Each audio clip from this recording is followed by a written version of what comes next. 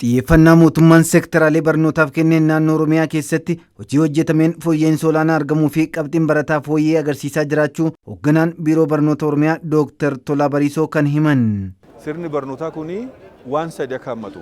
Tokkoffaa yaaxina, lammaffaa gochaan waa hojjechuu akka danda'an, sadaffaa jijjiirama qorqalbii haala fiduu danda'uun, karaa biraatiin immoo beekumsa xabboo kan jennu fakkeenyaaf kan hawaasa keessa jiru waa'ee sirna gadaa akkasumaanis immoo gochaan ijoollee waa beekuu waa kalaquu waa hojjechuu akka danda'an barnoota sirna barnootaa keessatti immoo barnoonni interpreneurship jennee kan yaamnu jechaadha yookiin dhayeessummaa jennee afaan Oromootiin kan yaamnu kuni sirna barnootaa keessatti galee jira jechaadha. Manneen barnootaa bu'uura boruu irratti hojjechuun rakkoo seektara barnootaa mudateef furmaata kan argate ta'us dubbatu.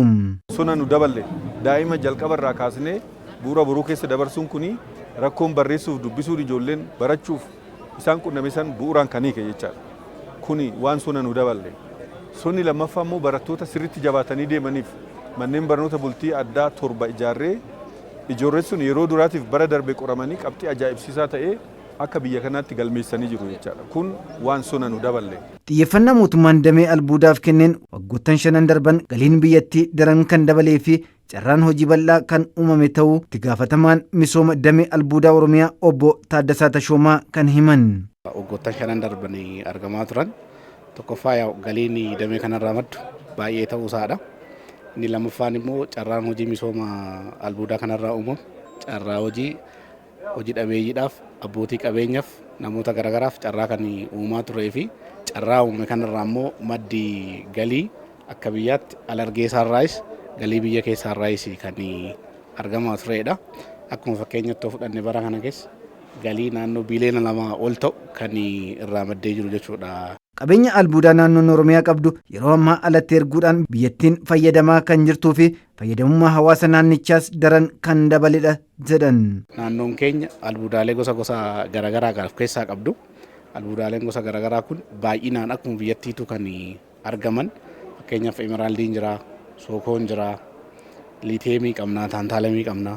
Warroonni kun utubaa dinagdee biyya keenyaa qabdu keessaa gara biyya alaatti ergamanii foreign currency kan nu argamsiisaa turan ta'uusaa kan milkaa'ina keenya keessatti ilaalaa turre ta'uusaati. Abbootiin qabeenyaa kana dura sirnoota darban keessatti adda isaanii fudhatan sun karaa riifoormitiin hawaasa of jalatti hammatanii karaa immoo galii sirriitti maddisiisuu danda'anii karaa immoo albuudni kun gaafa oomishame miidhaa naannoo fida karaa miidhaa naannoo sana hir'isuu danda'uun kan itti hojjetamaa turedha jechuudha. Hojiiwwan mootummaan jijjiiramaa seektara fayyaa irratti hojjeteen dhaabbilee fayyaa maallaqaan deeggaramuun inshuraansii fayyaa fi dijitaalaa irratti hojii bal'aan hojjetamuu ittaanaan biiroo fayyaa Oromiyaa Dr. Tasfaayee Kibaboo kan eeran.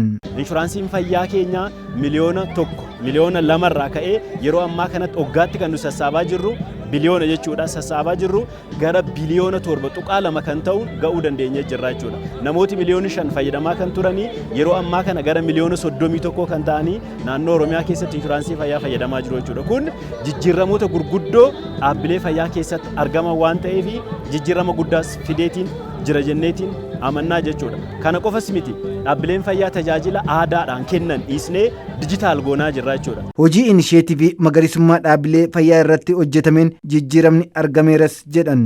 Magariisummaa biqiltuu dhaabbilee fayyaa keessatti agarru qofa odoo hin taane keessi keenya maal fakkaata? Kutaan ciisichaa maal fakkaata? Siree dhukkubsataan irra ciisu maal fakkaata? Manni fincaanii keenya maal fakkaata? Halluun mana keenyaa mana xajjii yookiin mana daadhii fakkaatu suni gara tokkotti akka deebi'u. Bakkee kamuu yoo deemte dhaabbileen fayyaa halluu tokko akka qabuuf bara kana hojii hojjetaa jirra. Hojii kanaanis jijjiirama guddaa finneetiin jirra. Standardizationiin dhaabbilee fayyaa immoo kenna tajaajilaa irratti dhiibbaa guddaa uuma.